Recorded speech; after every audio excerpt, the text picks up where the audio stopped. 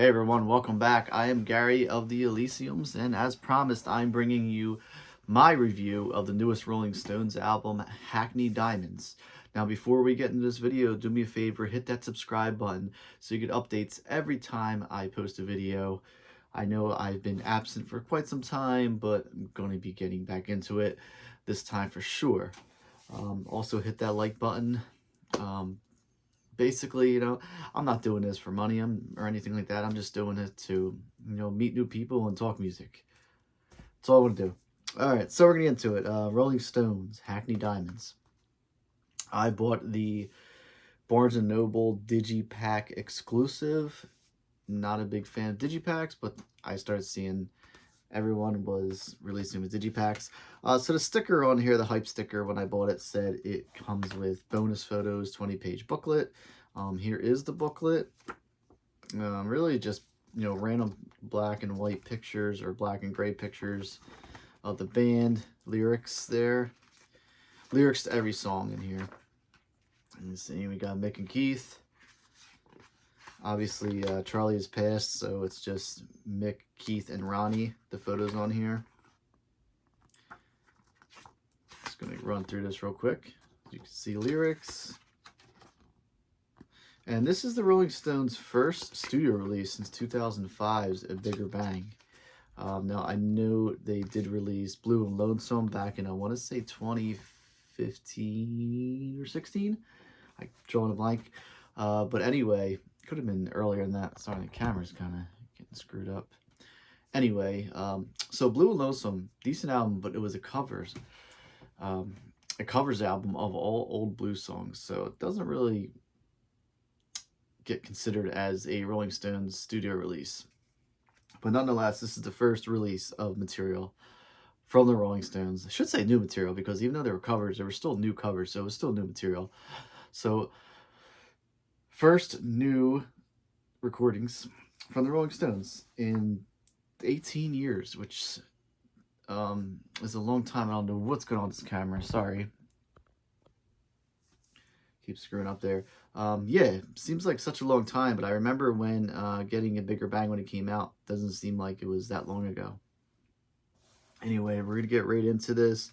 Album produced by Andrew Watt. Andrew Watt is a newer producer who's been doing some pretty decent work. I got familiar with him when reading a Guitar World interview with him and Ozzy when he came in and produced Ozzy's Ordinary World album, which I know it has Post Malone on it, which is kind of ridiculous, but don't do me a favor, don't post that you like Post Malone, or I should listen to him, because I'm not going to. It's terrible. Anyway, where was I? So anyway, yeah, reading the Guitar World magazine interview with Ozzy and Andrew Watt. Andrew Watt playing guitar on the album. First album Ozzy did. Well, he had Gus G before that, but first album he did, in such a long time without Zakk Wylde. But I like Ordinary Man. Did I say Ordinary World earlier? I don't know. Anyway, Ordinary Man. I like that more than Scream and Black Rain. Why am I drawing a blank tonight? I don't know. Anyway, the Phillies just lost. Black Rain, right? Phillies just lost. We're going to Game 7, so I'm a little disappointed. Anyway, let's get back to the Rolling Stones in this video. So yeah, a lot of guest stars on this. Obviously, we got Mick Jagger on vocals, guitar, harmonica. We have Keith Richards on guitar, bass, piano. It says he plays piano on some tracks. Of course, Ronnie Wood, guitar and bass also. Unfortunately, Charlie Watts had passed away prior to this album being recorded. There is one track. We'll get into that. And their longtime bass player, Daryl Jones, surprisingly isn't listed in the liner notes that I've seen as playing on this album. Daryl Jones has been a long time bassist, playing basically all their concerts, all their live shows since Bill Wyman retired after the Steel Wheels tour. So it's kind of shocking that Daryl Jones did not play on this. I don't know the reason why. And I know he was not saying he was bitter, but I know a lot of people were saying that he should have been inducted as a member of the Rolling Stones, but they just felt like they wanted to keep the original members. And the last member inducted was Ronnie Wood, which is back in 1976. So anyway, let's get into this. So the first track that opens it was the lead-off single, Angry. And when I saw on, I think, Instagram or something that, hey, Stone's new album, Angry, or new song, Angry, is being released, check it out. I didn't know what to think at first because, again, this is one of my all-time favorite bands, up there all time. And being the age they're in and from being or going so long without a new song, I was like, I don't know how to feel about this, and I liked it. I thought it was pretty cool. Obviously it's not Sympathy for the Devil or You Can't Always Get What You Want. I wasn't expecting that, but it exceeded my expectations. And then they released a recent song released off of here is called Sweet Sounds of Heaven, featuring Lady Gaga, which is a really good ballad.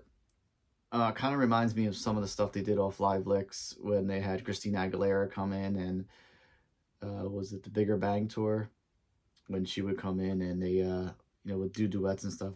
So I do like it. Get Close is the second track on here. Actually features Elton John on piano, believe it or not. Elton John is featured, but he does not sing, just piano. And I'm just going to open the liner notes here because I am very familiar with it. I've listened to a lot so far, but I don't want to be wrong on anything. And the thing that I want to mention earlier is with Daryl Jones not playing the album, Andrew Watt actually plays bass on this album. And, he's a really good musician. He said he was an awesome guitar player, and he's basically just doing producing, and not a bad producer to have in the studio because he's a great instrumentalist. And also on Get Close, it features a saxophone solo on there, which brought me back to, the Tattoo You days, which I was like, okay, Angry could have been a great song, and I don't know about the rest of this. Get Close was a great song. Depending on You is the third one. Again, this features actually Andrew Watt on bass, and he just plays guitar on it. Some more piano, this time played by Matt Clifford. So yeah, a lot of studio musicians on this. Bite My Head Off, the fourth song on here, is actually the Stones featuring Paul McCartney on bass, which is awesome. I mean, so Paul McCartney doesn't actually sing, or I don't believe he wrote on this, but he actually pulls off a really cool, like, fuzzy bass solo. And Mick says, "Let's hear it, Paul." And it's got some cursing on there. It's kind of cool. It's like a rough song. It's definitely a hard rocking song. Whole Wide World follows it up, which is another hard rocking song. Dig that one. And this is just a great album.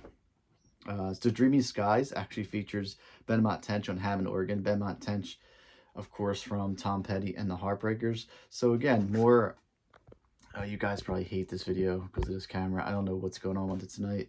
The stand is just letting the camera slide. Never done that before. Anyway, yeah, featuring Benmont Tench from Tom Petty and the Heartbreakers on organ, which is, again, awesome. What a great, list of guest stars on this album.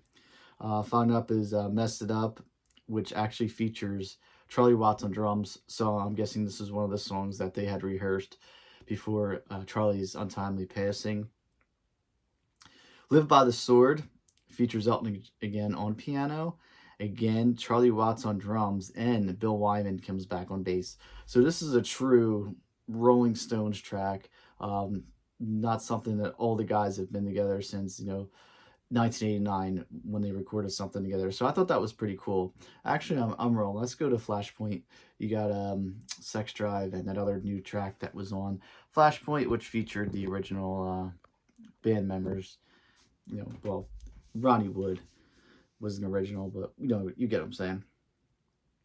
Driving Me Too Hard was an okay song. I liked it.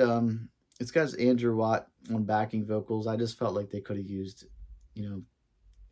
more Keith and Ronnie in there, but whatever. Tell Me Straight is kind of a kind of more of a filler. Okay song, but not the best. And then it goes into Sweet Sounds of Heaven, which is one of the best tracks on here. Like I said in the beginning of the video, features Lady Gaga on vocals along with Mick, and it also features Stevie Wonder on piano. So another, Rock and Roll Hall of Famer on this album as a guest star. Obviously amazing. It's got the trumpet on there again, saxophone. Just a great, great track. It's definitely, I already know it's going to be a concert staple. I know these guys are going to tour this album. I already see the new live CD coming out, DVD, Blu-ray, whatever. Look forward to seeing that track on there. Then it ends with Rolling Stone Blues. Excuse me. Very different track. I like the name of the song. It was what I could say is the name of the song, Rolling Stone Blues, is the coolest thing about it. I'm just going to leave it as a surprise. That ends the album, and kind of tough to follow up Sweet Sounds of Heaven on this album. But yeah, overall, really cool album. Again, we have the signature tongue. This time it's kind of like a shattered glass emblem. I know every time these guys have been releasing albums or greatest hits or something, and when they're doing tour, they kind of switch up the tongue a little bit, different colors, different variations. So I guess this is a new one they're rocking with. And again, I'll just show you the digipack there. Got the CD. As we know, I'm not a big fan of digipacks, but this one's actually in really nice shape. Of course, I looked at all of them and tried to get the one in best shape. It's not as flimsy as most digipacks, so I feel like this will hold up a little longer.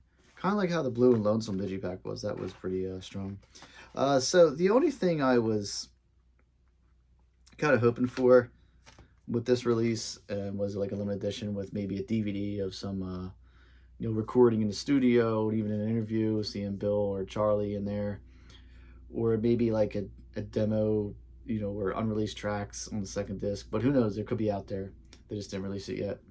So yeah, so I highly recommend this, especially if you're a Rolling Stones fan. You're gonna love this album. I'm gonna be bold right now and say this is probably my favorite Rolling Stones album since Tattoo You. That's saying a lot. All right, everyone. Thanks for watching again. Please hit that subscribe button. I appreciate watching that video. And go Phils if you're in my area. Otherwise, go check out the new Rolling Stones album. It's definitely worth buying. Thanks. Take care.